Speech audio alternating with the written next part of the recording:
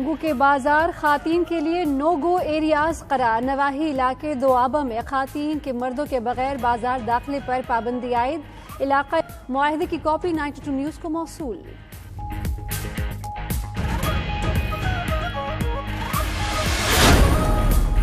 ملک میں کاروباری زندگی بحال ہوا تو اتوار بازار بھی کھل گئے، لیکن ایس او پیز کی چھٹی ہو گئی. شہری ماسک اور گلوز کے بغیر خریداری کے لیے پہنچنے لگے. انتظامیہ بھی حکومتی فیصلے پر عمل کرانے میں ناکام. لاہور میں اتوار بازار لگانے کی اجازت نہ ملنے کے باوجود دکانیں سج گئیں. پشاور کے بس اڈے پر بھی احتیاطی تدابیر نظر انداز.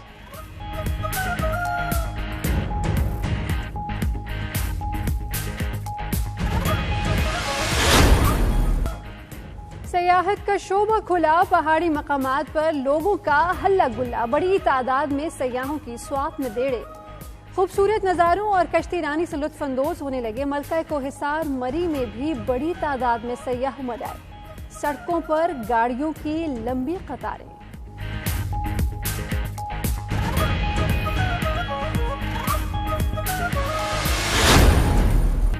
اور ساؤتھ ہیمپٹن میں موسم کی کھیل کے ساتھ چھیڑ چھاڑ جاری. چوتھے دن پاکستانی بلے بازوں نے بالآخر مکمل کر ہی لی اپنی پہلی باری. قومی ٹیم 236 رنز بنا کر آؤٹ ہوئی. محمد رضوان نے 72 اور عابد علی نے 60 رنز بنائے. براڈ نے 4 اور اینڈرسن نے 3 وکٹیں لی. میزبان انگلینڈ نے 1 وکٹ کھو کر 7 رنز بنائے تھے کہ روشنی کم ہونے پر کھیل پھر رک گیا.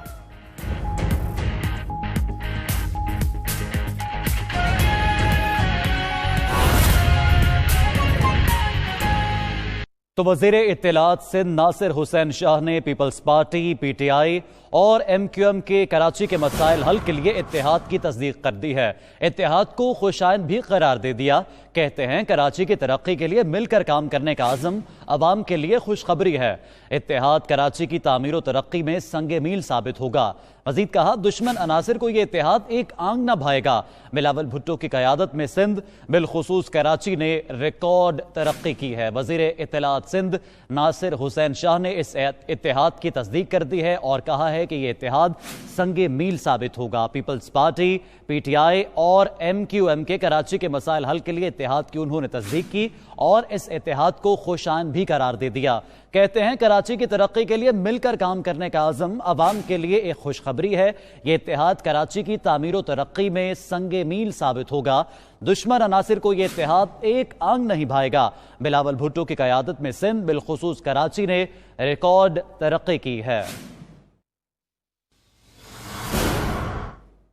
تو ناظرین، اسی پر مزید بات کرنے کے لیے ہمارے ساتھ ٹیلی فون لائن پر موجود ہیں تحریک انصاف کے رہنما اور سندھ اسمبلی میں اپوزیشن لیڈر فردوس شمیم نقوی صاحب اور امیر جماعت اسلامی کراچی حافظ نعیم الرحمان صاحب نے بھی ہمیں جوائن کیا ہے. پہلے بات کریں گے فردوس شمیم نقوی صاحب سے.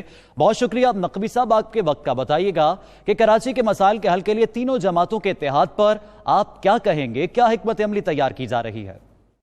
کہ بنیادی طور پہ کراچی پاکستان کا اکنامک ہب ہے. پاکستان کی معاشی ترقی ڈپینڈنٹ ہے کراچی پہ اور کراچی کی ترقی انڈیپینڈنٹ ہے کراچی کے انفراسٹرکچر پہ اور کراچی کے لوگوں کے امن و سکون سے.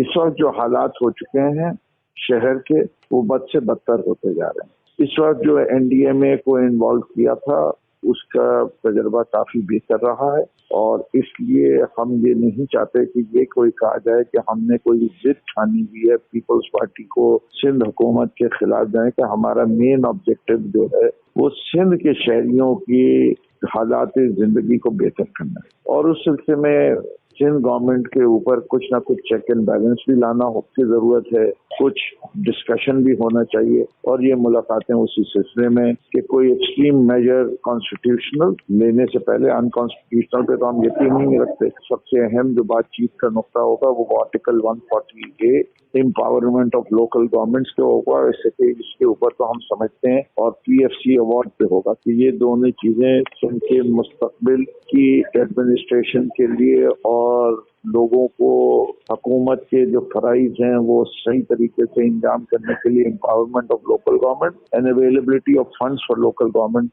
दोनों इक्वली इम्पोर्टेंट इशू। दुरुस्त। फिरदौस शमीम नकवी साहब, आप हमारे साथ ही मौजूद रहेगा। हाफिज नईमुर रहमान, आपकी तरफ आएंगे।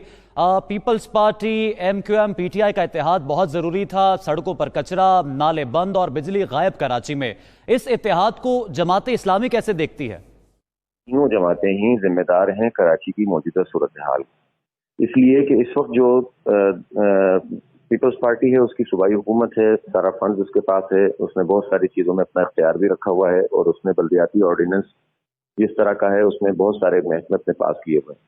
बजट भी बहुत बड़े पैमाने पे वो कराची से हासिल करते हैं। जाहिर है कि 90% रेवेन्यू कराची जनरेट करता है सुपर सिम का, लेकिन कराची को वो ज़्यादा नहीं देते हैं और समझ लें कि आटे में नमक के बराबर ही कुछ मिलता है।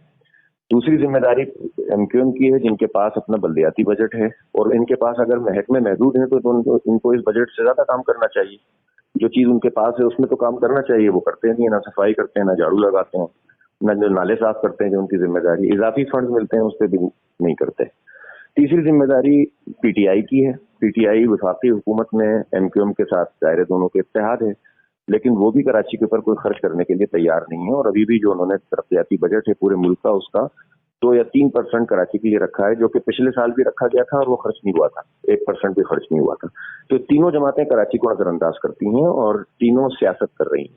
अभी तीनों एक दूसरे के खिलाफ बातें कर रहे थे, फिर अचानक से शीरो शकर हो गए। इसका मतलब ये है कि ये गाड़ी इसी तरह चलती रहेगी। हम तो कहते हैं कि आप तीनों जमातों की रिस्पॉन्सिबिलिटी है कि आप काम करें, लेकिन अगर ये तीनों जमातें काम नहीं कर रही हैं तो इन्हें अपनी रिस्पॉन्सिबिलिटी कबूल करनी चाहिए। तो मैं किसी के इत्तेहाद पर जो है वो ये तो नहीं कहता कि ये गलत है, करें काम और करके दिखाएं, लेकिन मुझे यकीन है कि ये कर ही नहीं सकते, ना ये सलाहियत रखते हैं, ना अहलियत, ना इनके पास वो लोग हैं जो कराची को जानते हैं। ठीक है।